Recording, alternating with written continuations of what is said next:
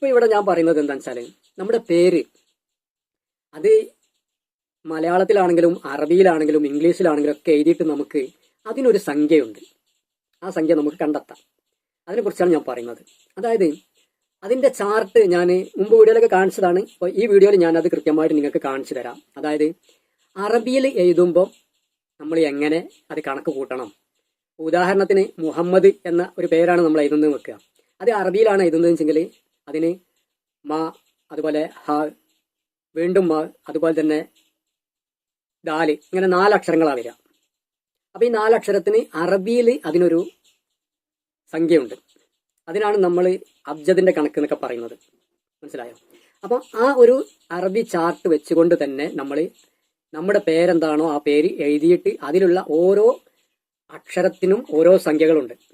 ആ സംഖ്യകൾ വെച്ചിട്ട് വേണം അതിനെ കണക്ക് കൂട്ടാൻ.